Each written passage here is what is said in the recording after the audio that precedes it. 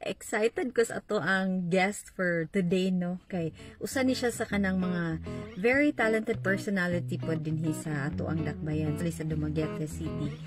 Ato ni siyang mailailerong taod-taod. Hi, ako si Hope. Yeah, pinambakan. I'm a singer-songwriter, vocalist of the band Opia, and at the same time a theater actor, artist, director. Yeah. Okay. Then may ka mga fans na diyang kapaabot. Largets. Okay, no. So, how did you start your music career? Well, we are a family of kuan mang yun, mga musicians. Akong parents are both pastors, but they both play instruments and sing.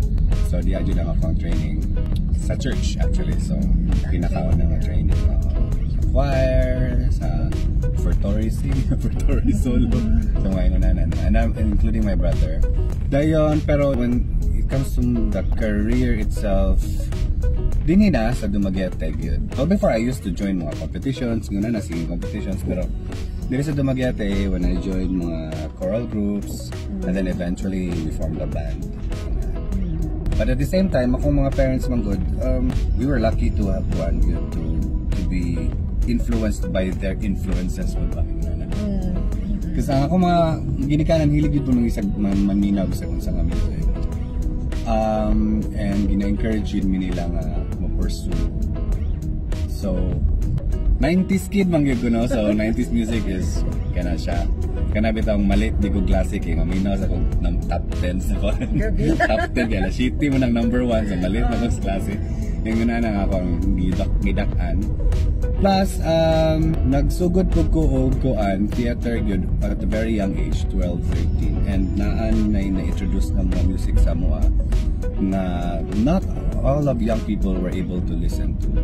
Artists like Joey Ayala, wow. Gary Granada, gabata jud ko nila paminaw Buklod, the main singer si Noel Cabangon.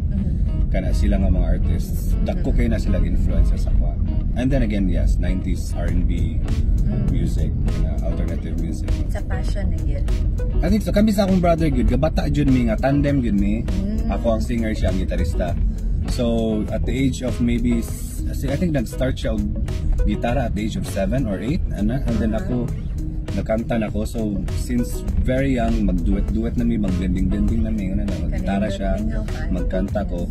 So until college, kami yun ang duha. After college namin medyo sumud na kag-line up na. But eventually kami nagyapon collaborating na. Pero lain na siya, simang gani. Sige, go. Define love. Love does not hurt. Mara dyan ako ang fan. More kaya, daga maming sila nga God is love, no? Yung na, moto ko na, but maybe maybe it's not applicable to everyone who, because of the different kind of faith, no? Pero mo nang ako, generally, para na ako, love does not hurt. If it gives you pain, if it gives you suffering, I will never consider that love, because love will always give something hopeful, something beautiful, something fun and happy. So if something or someone gives you that, then I think there's love somewhere in there. Okay, medyo deep lagi kayo. Sige, napa isa ha. Who's your crush daw? Gusto kadaghan. Isa may imong crush. Mention din ako. Up to you, if you don't feel like it, ayun. Yaram, tanormas ka dyan. Ano na lang, nananin na lang. Kung anong gugay ko, I'm the kind of person na pumakrush ko, talawan yung gay ko.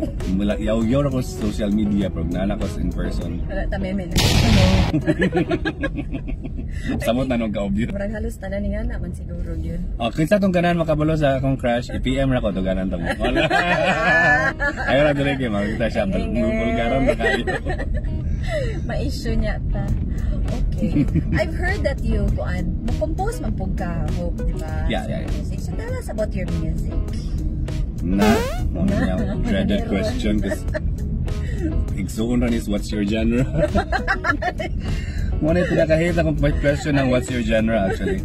Pero when you ask me what is you describe my music, traditional? more oldie kind of sound, but at the same time with a touch of more modern themes and more modern more contemporary mga flavor. Actually, I'm also a fan of Hope here, no? Kaya he's a very good artist and he's one of Dumaguete's pride by Apod. So ganahan mo maminaw anong sample si mong kanta. Something I want to revise or to promote one more time or karon lately. I have this song from the EP. It's called Dali. Okay. It's one of my favorite songs from that album. Sige, I can play.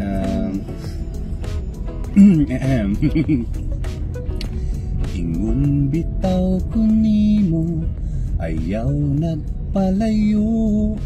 Giingnan bitaw tikaw nga, ayaw nalaglakaw. Pero medyo gahi kag ulo, wala na minaw nako. Imo kong gibiyaan, imong gitalitan. Tanawa ka karon, nasakitan. Pero dali pahulay sa akong mga kakus. Malimtan mong kasakit, dali. Kay wa ko masuko, medyo nang luod lang. Pero gamayng hapuap tanan mawagtang. Atong istoryahan, dali balik lang. Dali. Wow! Actually, nag-download ba ako sa imong fan from Spotify? Yeah! I'm so happy to hear that in person, no? Mark? Download mo guys. Download mo guys, ha? Supportan ni Hope. What are your other interests man aside from music? Do you have any yeah, other as hobbies? I mentioned earlier, I'm into theater. That's something that I'm very passionate about. Teaching young kids and mga youth, muna na mostly on songwriting and theater. What else? Eating, movies, films. Ano ka ba? Actually, boring na akong life mo. Well, I'm into mga kwanpod, mga writing, not necessarily songs, poetry, na. Pero nice po na imong paano nga you're teaching mga young ones also. Is ma-share po lang imong mga beautiful talent. Actually, mao na usa sa akong pinaka advocacy. Kung pwede na tong tawag na na. Nice kayo na siya. Kuan lang ko, concern lang gyud ko anang community nga mabiyaan ba walay second liners, especially for like Bell Tower Project or like or the songwriters in Dumaguete, mga artists diri nga walay magsunod. So bitaw tinuod very kay passionate about kuan ba ya gyud ang impression sa mga tao sa Dumaguete na musicians. Mga maayog ko no ang mga taga. Speaking of one, just easy. Yeah. Okay, so tell our viewers kung where to find you in social media. Sige, pangita namin ninyo. Duha ko among kungan sa Facebook ang band sa Hopya. Secretary niyo Hopya. Dumaguete na magawas na siya dito. And then pangita po ako ang personal na artist page Hopya Tinambakan. Hopya Tinambakan or Hopya nga band. And sa Spotify, follow niyo yung mga kanta dito, like, subscribe, tanan yung makaya. Tapos sa Instagram, Hopya Tinambakan di ako. And same sa YouTube. Pero nako sa Twitter, pero tapulan kay ko mo tweet. So, pwede ra po gyapon i-follow. Bitaw, follow tanan accounts para wag gyud masipyat. So, do you have any advice for any aspiring musicians, any artists out there? It's a choice. Muna ako pinaka-advise niyo. It's a choice. It is passion, but at the end of the day, you have to make a choice. Do you want to make it part of your life, or do you want it to just to be on the sidelines? No, all artists who are successful really made a choice. Nah, this is what I want to do, and I will give my time, effort, and blood, and everything for this. So if you're not sure about that, then it's time to decide. Everything will happen if you decide and give it a yes. So Hope, Thank you kayo gyud Salamat sa po, Doc. pagtugot Salamat, sa Doc. daghan kay salamat sa pagtugot sa akong imbitasyon today no. Lipay na jud ko kay most requested pa yan ni si Hope. Wow. So finally nag-guest na gyud nako siya and I'm so happy also. Daghan kay salamat for watching. Thank you. Bye. Stay healthy, everyone. Yes.